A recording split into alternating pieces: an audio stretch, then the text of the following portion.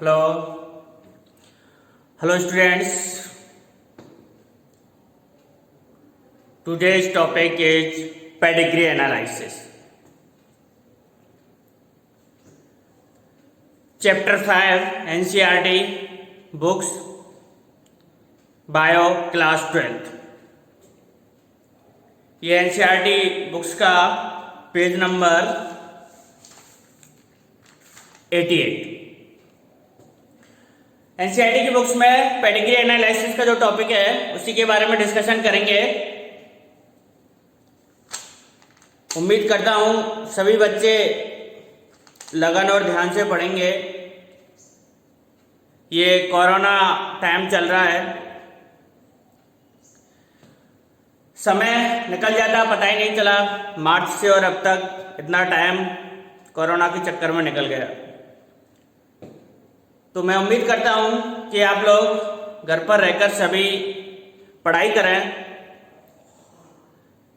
कम करें लेकिन रेगुलर पढ़ाई करें, जिससे आप लोगों को पढ़ाई का किसी भी प्रकार का कोई नुकसान नहीं हो।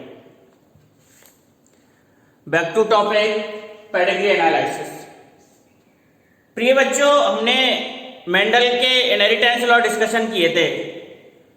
ये इनहेरिटेंस लॉ पी प्लांट और अदर प्लांट पर इजीली एक्सपेरिमेंट हो जाते हैं, बट इन एक्सपेरिमेंट की हेल्प से ह्यूमन में किसी करैक्टर की स्टडी करना पॉसिबल नहीं है, जिसके कारण आप अच्छे से जानते हैं कि एक तो ह्यूमंस की जो लाइफ है, लाइफ स्पॉन है, वो ज़्यादा है और नंबर ऑफ ऑफस्प्रिंग भी कम है।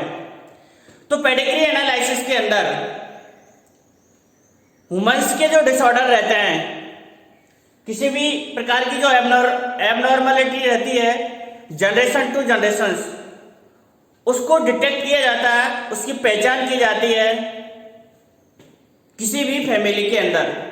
तो इस पेडिग्री एनालिसिस के अंदर जनरली इस पेडिग्री का जो मीनिंग है वो वंशावली यानी किसी वंश की स्टडी से संबंधित है, यानी कई पीढ़ियों से, पीढ़ी टू पीढ़ी, यानी जनरेशन टू नेक्स्ट जनरेशन, इसके अंदर एनालिसिस किया जाता है।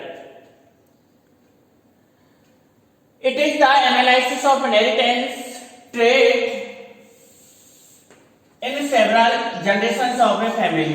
किसी फैमिली के अंदर कोई डिजीज है और जनरली ये जो इनहेरिटेबल डिजीज रहती है, haemophilia, sickle cell anaemia, colour blindness, इन डिजीज को डिटेक्ट करने के लिए, इनकी पहचान करने के लिए इस फैमिली ट्री को यूज किया जाता है। तो किसी भी एक फैमिली के अंदर उसकी कई जनरेशंस का इनहेरिटेबल ट्रेट का इसमें एनालिसिस किया जाता है, यानी it is the analysis of inheritance of trait in several generations of a family. यानी किसी फैमिली की एक जनरेशन के अंदर इसकी स्टडी नहीं की जा सकती है, कई जनरेशंस में उस ट्रेट यानी उस कैरेक्टर को एनालाइज किया जाता है, उस कैरेक्टर को ऑब्जर्व किया जाता है, जो कि कई पीढ़ियों से कंटिन्यूअस इनहेरिटेबल है। In the pedigree analysis of inheritance of a particular trait is represented in the family tree over generations। यानी इसमें क्या बनाया जाता है, एक पूरी फैमिली का एक चार्ट बनाया जाता है, एक ट्री बनाया जाता है, जिसके अंदर ट्रेट को शो किया जाता है। आपके जो प्रैक्टिकल्स है उसमें भी है पेडिग्री एनालिसिस से रिलेटेड चार्ट, और इसमें भी हम एग्जांपल्स की स्टडी करेंगे। यानी इन दिस पेडिग्री एनालिसिस के अंदर किसी भी पर्टिकुलर ट्रेट को एक चार्ट के अंदर रिप्रेजेंट किया जाता है, उसका एक फैमिली ट्री बनाया जाता है। और इसका मोस्टली यूजेस तो क्या है, ह्यूमन जेनेटिक्स में। ह्यूमन के अंदर अगर कोई जेनेटिक डिसऑर्डर है, ऐसा डिसऑर्डर जो एक जनरेशन से नेक्स्ट जनरेशन में जा रहा है और फिर ये कंटिन्यूअस लगातार जनरेशन में सफर कर रहा है, तो ऐसे डिसऑर्डर को डिटेक्ट करने के लिए, ट्रेस करने के लिए ये पेडिग्री एनालिसिस बनाया जाता है। तो इसका इंपॉर्टेंस यही है ह्यूमन जेनेटिक्स में, क्योंकि Mendel experiment are not possible, Mendel experiment possible नहीं है। इट इज यूटिलाइज, इसका utilise to trace the inheritance of specific traits, abnormality and disease. किसी भी जनरेशन के अंदर या किसी भी फैमिली के अंदर एनी एबनॉर्मलिटी या डिजीज या किसी भी प्रकार का कोई स्पेसिफिक ट्रेट होता है, उसको डिटेक्ट करने के लिए, उसकी पहचान करने के लिए इस पेडिग्री एनालिसिस को बनाया जाता है। एक ब्रांच है ह्यूमन जेनेटिक्स, जिसको यूजेनिक्स कहते हैं, उसमें इसका बहुत यूज किया जाता है। Pedigree study provide a strong tools, उसमें ये बहुत ही मजबूत टूल्स यानी इंफॉर्मेशन प्रोवाइड करता है पेडिग्री एनालिसिस। इस पेडिग्री एनालिसिस का जो चार्ट बनाया जाता है उसमें कुछ सिंबल्स यूज किए जाते हैं, मेल एंड फीमेल के लिए, इफेक्टेड जनरेशंस के लिए, अनइफेक्टेड जनरेशंस के लिए, मैटिंग के लिए। तो हम उन सिंबल्स पर चर्चा करते हैं। Standard symbols in pedigree analysis are follow, है ना। जो सिंबल्स है वो किस प्रकार है उन पे चर्चा करते हैं। ये रेक्टेंगल सिंबल मेल के लिए यूज किया जाता है। ये सिंबल अगर बन रहा है तो it is mail. Pedigree analysis पढ़ेंगे हम आगे चार्ट, उसके बाद डिस्कशन करेंगे एक एग्जांपल लेके। पहले सिंबल दे देते हैं, यानी अगर ऐसा सिंबल है तो वो किसको इंडिकेट कर रहा है, मेल को, और ये सर्कल ये फीमेल को इंडिकेट करता है।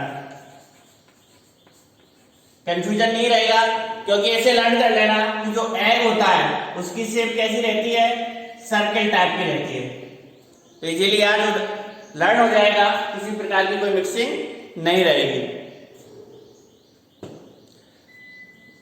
अगर ये इस प्रकार से बन रहा है तो ये किसी भी सेक्स को स्पेसिफाई नहीं कर रहा है, यानी ये सेक्स के बारे में नहीं बता रहा है। तो इसको लिखेंगे सेक्स अनस्पेसिफाइड, यानी ये किसी भी सेक्स के बारे में नहीं बता रहा है कि ये it is a male and it is a female.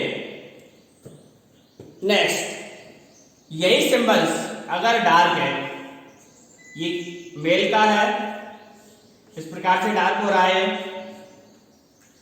ये फीमेल वाला भी डार्क हो रहा है, और अनस्पेसिफाइड सेक्स भी डार्क हो रहा है, तो इट मीन्स ये किसको शो कर रहे हैं कि ये जो इंडिविजुअल है वो क्या है, इफेक्टेड, यानी इसके अंदर किसी प्रकार की कोई ना कोई डिजीज है। इफेक्टेड इंडिविजुअल को शो कर रहे हैं ये, अफेक्टेड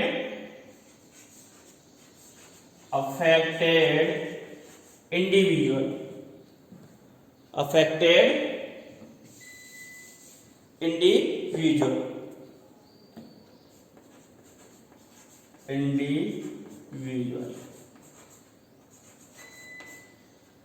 तो ये तो स्पीशीज सिंबल्स हो गए कि ये मेल को इंडिकेट कर रहा है, ये फीमेल को इंडिकेट कर रहा है, ये अनस्पेसिफाइड सेक्स को इंडिकेट कर रहा है, और अगर ये अफेक्टेड है किसी डिजीज से तो ये डार्क होंगे।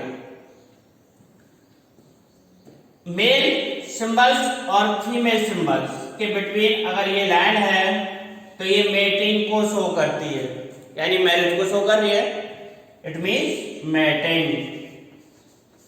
इस लाइन का मतलब क्या है कि इट इज ए कपल, ये कपल है और मैटिंग को शो कर रहा है, ये सिंगल लाइन है। नेक्स्ट, अगर इनके बिटवीन टू लाइन है, इस प्रकार से ये टू लाइन्स है, तो ये भी मैटिंग को शो कर रहा है, लेकिन कैसी मैटिंग है, ये रिलेटिव्स के बिटवीन है, ये मैटिंग रिलेटिव्स के बिटवीन है, मीटिंग बिटवीन रिलेटिव्स, या इनको कहा जाता है कंसेंगुनियस मीटिंग, मैटिंग बिटवीन रिलेटिव्स, या इसको कहेंगे, दूसरा नाम क्या है इसका, कंसेंगुइनियस मैटिंग, यानी काफी नजदीकी रिश्तेदारों के बिटवीन मैटिंग जब होती है तो इसको बोलते हैं कंसेंगुइनियस मैटिंग या रिलेटिव्स मैटिंग। नेक्स्ट, अगर इसके साथ में चाइल्ड को भी शो करना है, किसको शो करना है? चाइल्ड को। ये मेल है, इट इज फीमेल, देन नीचे अगर इस प्रकार से लाइनिंग है तो ये इस पर ये पेरेंट्स को शो करेंगे और ये इसके चाइल्ड को शो करेंगे। अबव वाले पेरेंट्स और बिलो वाले child. Parents above and child children below. और ये ऑर्डर को भी शो कर रहा है, लेफ्ट टू राइट, यानी फर्स्ट जो चाइल्ड है वो लेफ्ट वाली, इन ऑर्डर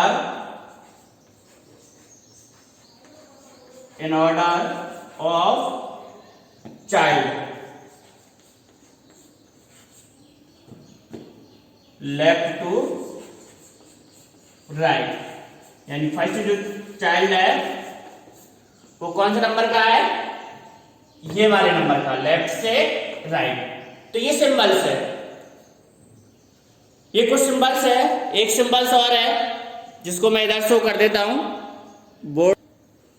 अब कुछ ज्यादा बोर्ड दिखाई दे रहा है, यानी ये वाले symbols parents above children below को शो कर रहे हैं और इसका ऑर्डर क्या है? Left to right, in order of child. Child का जो ऑर्डर है वो लेफ्ट टू राइट है। Any symbols, it is male and female, ये फीमेल है एंड इसका जो चाइल्ड है वो कैसा है? अफेक्टेड। तो इसके लिए इस प्रकार का सिंबल यूज किया जाएगा, पेरेंट्स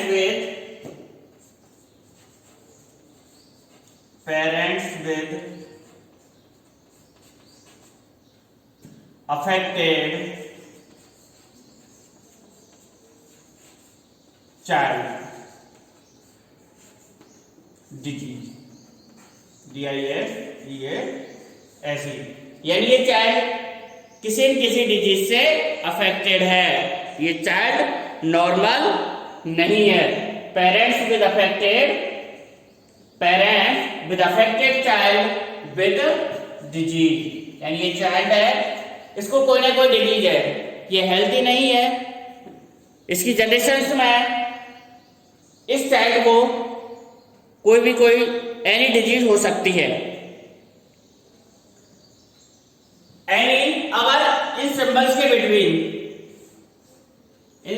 के बिटवीन कोई नंबर लिखा हुआ है, जैसे 5 नंबर लिख दिया है, कितना नंबर लिख दिया है? 5 नंबर लिख दिया है। तो ये जो 5 नंबर है ये ऑफस्प्रिंग के नंबर को शो करता है, 5। और बाकी सिंबल किसका था? अनस्पेसिफाइड सेक्स का था। तो ये 5 अनस्पेसिफाइड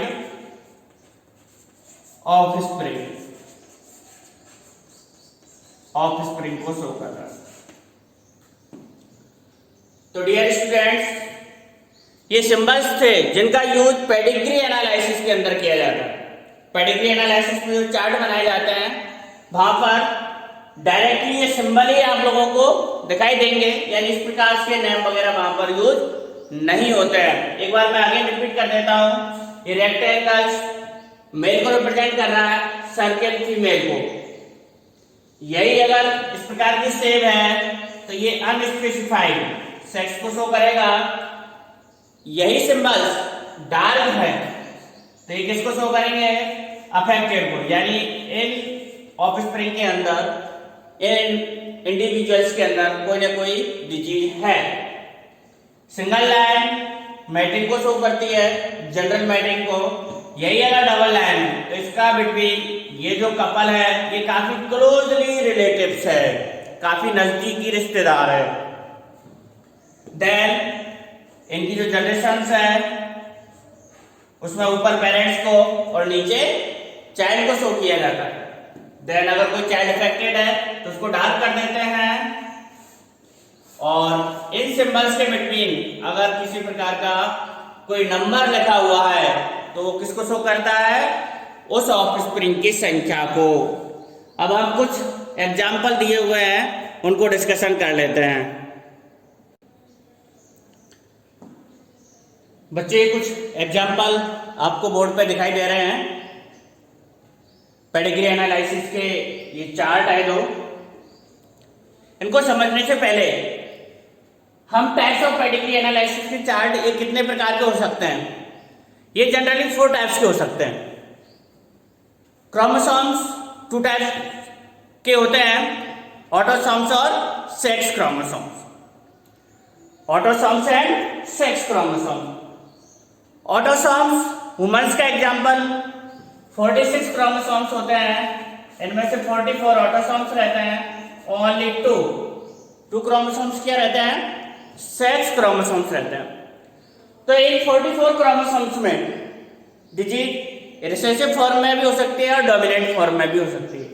तो इसी के बेस पर ऑटोसोमल क्रोमोसोम्स का जो पेडिग्री एनालिसिस है मे बी रिसेसिव या डोमिनेंट, या तो वो रिसेसिव होगा या डोमिनेंट होगा। नेक्स्ट सेक्स लिंकेज, यानी ये 2 क्रोमोसोम्स है, इनमें भी या तो डोमिनेंट होगा या रिसेसिव होगा। डिजीज भी या तो डोमिनेंट नेचर की होगी, और डोमिनेंट नहीं होगी तो कैसी होगी, रिसेसिव होगी। ये जो बहुत एग्जांपल है वो आपके एनसीईआरटी बुक्स के अंदर मेंशन है दोनों ही। ये सिकल सेल एनीमिया को शो करता है, ये मायोट्रेनिक डिस्ट्रॉफी को शो कर रहा है। Next example. तो इन्हें चार्ट का एनालिसिस किस प्रकार से करते हैं, तो इसके 2 रूल्स है, उनको समझ लीजिएगा। वो रूल से समझ में आ गए तो समझ लो आपको इन चार्ट को आइडेंटिफाई करने में कोई परेशानी नहीं होगी। फर्स्ट रूल, सबसे पहले तो हमें ये पता लगाना है इन चार्ट्स के अंदर कि जो डिजीज है, जो डिसऑर्डर है, एबनॉर्मलिटी है, वो डोमिनेंट फॉर्म में है या रिसेसिव फॉर्म में है। तो फर्स्ट रूल से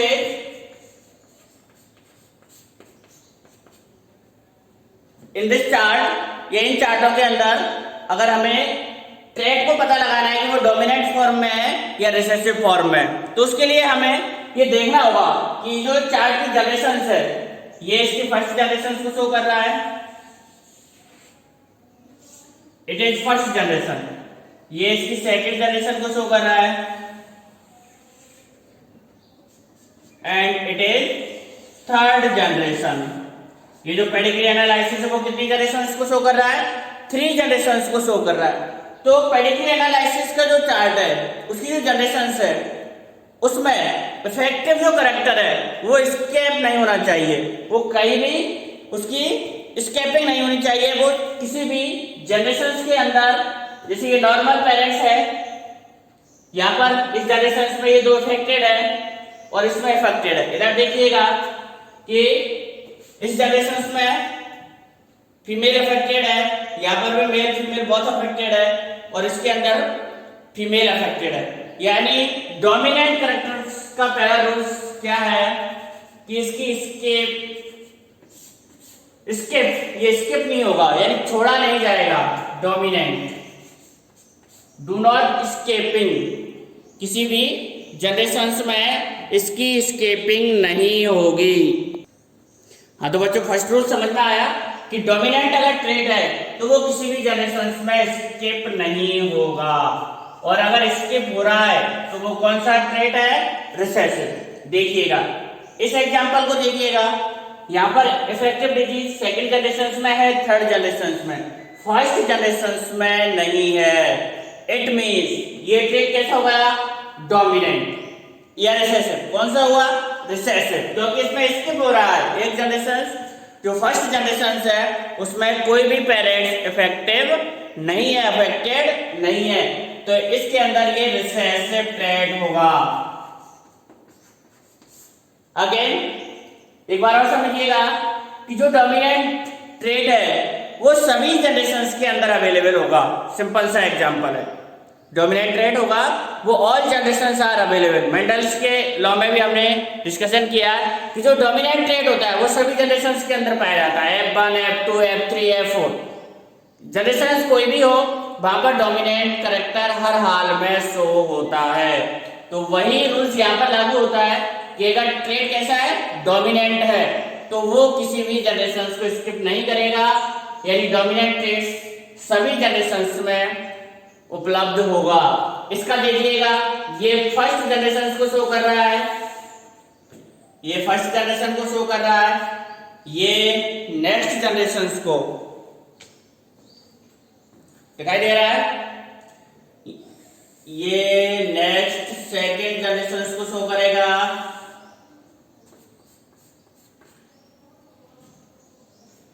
ये थर्ड जनरेशन को शो कर रहा है, ये थर्ड जनरेशन को शो कर रहा है। देखिएगा अफेक्टेड जो पेरेंट्स है इंडिविजुअल है, फर्स्ट जनरेशन में भी है, सेकेंड जनरेशन में भी है एंड थर्ड जनरेशन के अंदर भी अवेलेबल है। तो इट मींस ये कैसा ट्रेड हो गया, dominant, it is dominant trade. यानी एक बात तो समझ में आ गई कि जो भी पेडिग्री एनालिसिस की चार्ट दिए हुए हैं उनके अंदर इजीली हम ये आइडेंटिफाई कर सकते हैं कि ये जो चार्ट है वो रिसेसिव ट्रेड का है या डोमिनेंट ट्रेड का है। तो फर्स्ट रूल समझ में आ गया, अगर डोमिनेंट ट्रेड होगा तो वो सभी जनरेशंस के अंदर अवेलेबल होगा और रिसेसिव ट्रेड वो किसी न किसी जनरेशन को स्किप करेगा 100%। It is first rule. Second rule क्या है, जिसकी हेल्प से ये पता लगाना है हमें कि ये जो चार्ट है वो ऑटोसोमल है, ऑटोसोमल है, ऑटोसोमल या सेक्स लिंक्ड।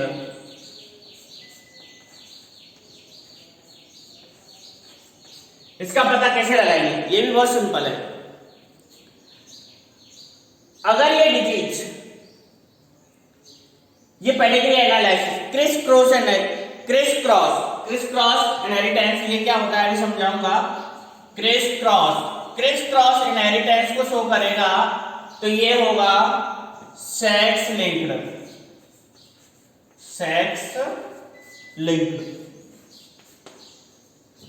बोर्ड दिखाई दे रहा है सभी को, लगता है कम दिखाई दे रहा है। तो दूसरा रूल से है क्रिस क्रॉस इनहेरिटेंस वाला, यानी अगर कोई pedigree analysis criss cross inheritance को शो कर रहा है इसका मतलब वो सेक्स लिंक्ड डिजीज है। वो ट्रेट कैसा है, सेक्स लिंक्ड। अभी क्रिस क्रॉस क्या होता है देखिएगा, अगर कोई फादर है, फादर से कोई ट्रेट किसके अंदर जा रहा है, डॉटर के अंदर जा रहा है, DAUGHTR, और डॉटर से किस में जा रहा है, ये अगेन सन यानी ग्रैंड सन में जा रहा है, ग्रैंड सन, और फिर ग्रैंड सन से किस में जाएगा, फिर अगेन डॉटर में जाएगा।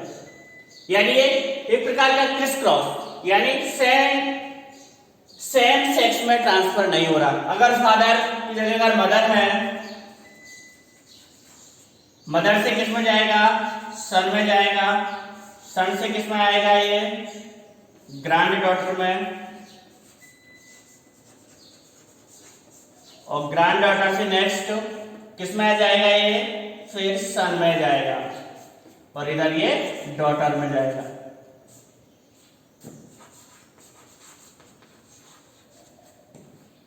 देखिएगा क्रिस क्रॉस कैसे आएंगे, यानी जो डिजीज है वो सेम सेक्स के अंदर ट्रांसफर नहीं हो रही है। यानी क्रिस क्रॉस के लिए फादर से वो डिजीज का डॉटर में जाना बहुत जरूरी है, और फिर डॉटर से किस में जाना जरूरी है, सन में।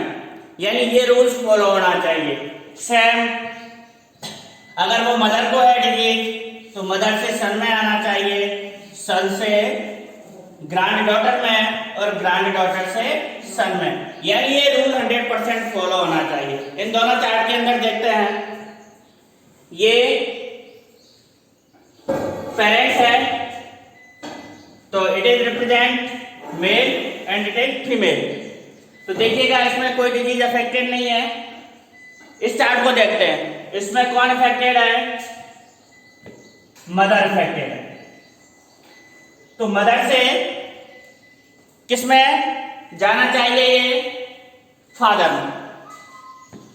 ये देखो मदर से सॉरी सन में आना चाहिए, ये सन में आ रहा है, लेकिन इसके साथ साथ देखिएगा ये किसमें भी आ रहा है? सन में आ रहा है। और फिर नेक्स्ट जनरेशन में ये किसमें आ रहा है? मदर में, डॉटर में आ रहा है, ग्रैंड डॉटर के अंदर। तो क्रिस क्रॉस शो का उल्लंघन हो गया यहां पर, यानी मदर से किसमें आ गया? ये डॉटर में आ गया, जबकि ये नहीं आना चाहिए था। ये क्या नहीं आना चाहिए? ये नहीं आना चाहिए था। ये है, इसका मतलब ये कैसी डिजीज है? ऑटोसोमल। ये किसको शो करेगी? ऑटोसोमल।